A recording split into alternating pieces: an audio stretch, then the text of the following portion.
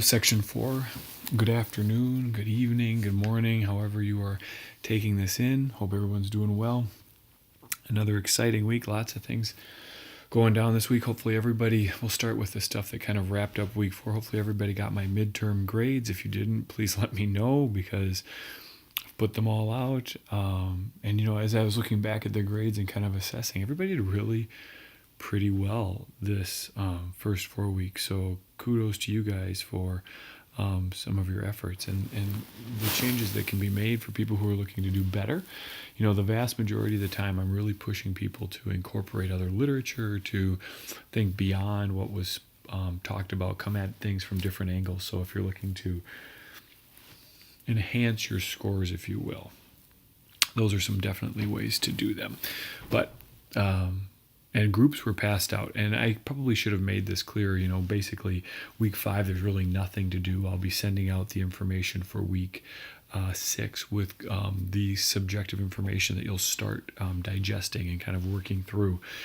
So you're really outside of just getting to know who is in your group and kind of moving forward from there. There wasn't anything else that you needed to really do from a group standpoint. My apologies for not making that clear. Okay, so Upper Extremity Management, Section 4, Week 5, Lateral Elbow Pain, Review of Elbow, Wrist, and Hand of Manual Therapy. So, my apologies. That's another presentation I'm working on for in 2 weeks. So Week 5 review. So the Combs 2013 article where we looked at the cortisone long-term follow-up of cortisone injection versus PT. No better, worse for the cortisone, but PT was no better with the use of mobilization with movement.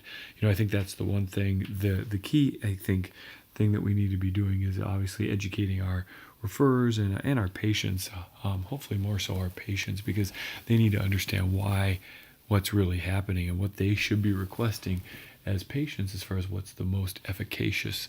Cortisone just does not have good long-term effects. It seems to have that short-term impact in some cases, in some areas of the body, but we do want to be appreciative of what the literature says.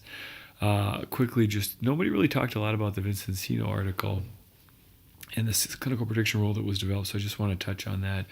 That whole concept of being younger, why did they do better with mobilizations with movement as opposed to those who had the pain-free grip strength on the effective side of greater than 112 newtons and a low pain-free grip on the unaffected side of less than 306. That gets a little convoluted. But it is interesting to try to understand, so that they have to have some level of strength. I think that those who are more chronic and are more affected by the pain, they don't do as well. So they have to have some baseline level of strength. And we're going to talk about that actually as we go through this. The severity and pain and duration of symptoms are prognostic indicators in LE, lateral epicondylalgia, and they do not contribute to the CPR. So things to keep in mind, okay?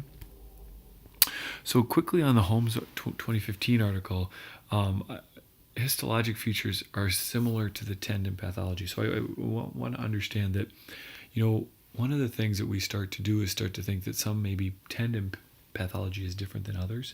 But in reality, I think we're seeing that you get the same kind of cross matrix laying down, you get the same kind of cellular response, you get the same kind of inhibition, you get the same kind of central sensitization that starts to take place in all tendon pathology. And I like these 6 factors from the outcome, so that you should be keeping these in mind. How much of it is central sensitization? What are the psychosocial factors? How much neuromuscular impairment do they have? Do they have concomitant neck and shoulder pain? Right, we've already seen the effects of regional interdependence, severity of pain and disability. How intense is their pain? How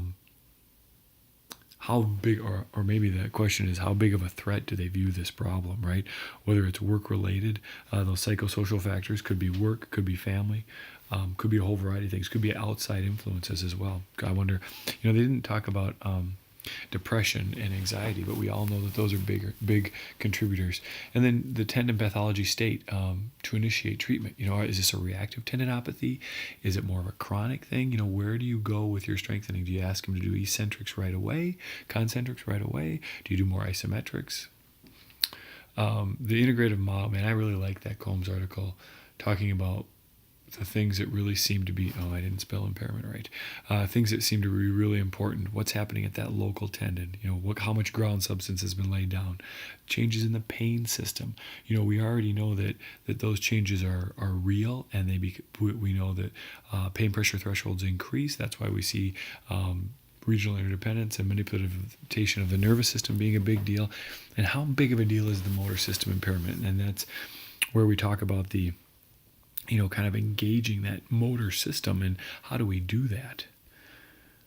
We're going to talk a little bit more about that in just a second. So the brochure presentation, the biggest theme, regional interdependence. Keep pounding on those. They are very effective. They will make your treatments even more effective. I like the Cleveland article on the CT, thoracic or cervical thoracic spine manipulative techniques. I think those are money. Fernandez Carnero looked at the pain pressure thresholds with cervical manipulation and elbow pain. It's always one I talk about with my students, both at the University of Minnesota and at St. Kate's, that we know that they have these distal effects, and we want to appreciate those. And then finally, the Struhaus study about wrist manipulation. I know that some people were like, "What? How many times can you manipulate someone's wrist like that?" And I think that that's a totally legitimate complaint of the article, but what the take home should be, I need to look at the wrist, and if that distal radial ulnar joint isn't moving well, or if there's some hypomobility within the wrist at the radial carpal joint, then I need to make sure things are moving well, because that's also going to have an impact into this. Okay, comment. So a lot of people are using direct treatments. I saw a lot of people talking about mobilization with movement. A lot of people talking about there are some people who talked about modalities and whether we should use them or not. Certainly dry needling was talked about, some kinesio comments that I saw. But then everybody else, there was other people who were appreciating some of the regional interdependent stuff. I would say, radial nerve glides, man, I hit that all the time. Depending on the severity, right, I'll go up and do some lateral glides in the cervical spine with pre-positioning it with a radial nerve intention. We'll just send them home with basic radial nerve glides. It's a great way to desensitize the area. There wasn't a ton of mention. I think Jamie talked a little bit about dry needling. Troy said he's dabbled in it a little bit. I commented on some of that. I think that for me, dry needling, I feel like this is not always an easy problem to treat. And some of the research in dry needling for both Achilles tendinopathy as well as lateral epicondylalgia, lateral tendon pain, whatever you want to call it, was convincing enough for me to be like, yeah, this is one of the reasons that I wanted to, kind of move into dry needling, or start to use it in more of my practice, and why I became certified in it. So I have found some significant changes in dry needling, and I've only been doing it for 2 years, and so I'm trying to better understand how it fits into my practice. But I do think that there'll be more future in this. And then lastly, I asked a couple of people about isometrics and pain change, and the research is showing more and more that isometrics is a great way to get that acute pain down, which I sometimes think we have a really hard doing with tendinopathy, and that's why we go to modalities. But this isometric stuff is showing to be more effective. And I have this last slide that we'll talk about. Talking about the cortical inhibition for individual participants. So basically, we feel like the isometrics are really decreasing, or I guess increasing cortical inhibition or decreasing pain, and we see kind of the pre-intervention. And this was from a Rio article that I had posted, I believe in Charlie or Delta for week 5, that looked at isometric strength training and how isometric comparing to isotonic, and how the cortical inhibition was higher for those groups in the isometric. And so basically remapping of the brain, that constant forced motor control activity, no different than post-surgical quad sets, right? Or post-surgical muscle activation, secondary to inhibition, secondary to surgery, or pain for that matter.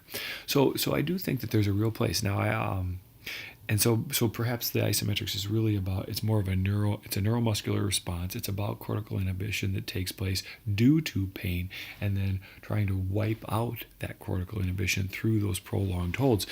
And I've read some stuff from Joe Cook and obviously Rio and Bill Vincenzino. He's got a nice one in JOSPT kind of summarizing it, but it seems to me that like 45 seconds sub max, 3, 4, 5, 6 reps can significantly reduce pain somewhere between 10 and 15 minutes. And so is it huge? No. But if you keep doing that throughout your day, I think that's really the key. It can be really helpful in decreasing pain, especially say, because I feel like dry needling is one way to do that. But if you're not a dry needler, I also think isometrics are a great way to approach it. Okay, so that's enough of me rambling. Read the syllabus. We're going into carpal tunnel syndrome and other peripheral nerve injuries. The group projects will start to get going. Know your group. Subjective information is going to be sent out, or I'll attach it. We're going to be switching groups, so I'm going up to Alpha and Beta, and Damon's going to Charlie, and Kristen's going to Delta. If you have any questions, you know where to find me. Otherwise, keep up the great work, keep up the interactions, the dialogues, get into your groups, know who's doing what, and look for that subjective information. Otherwise, you'll have a great weekend. Take good care.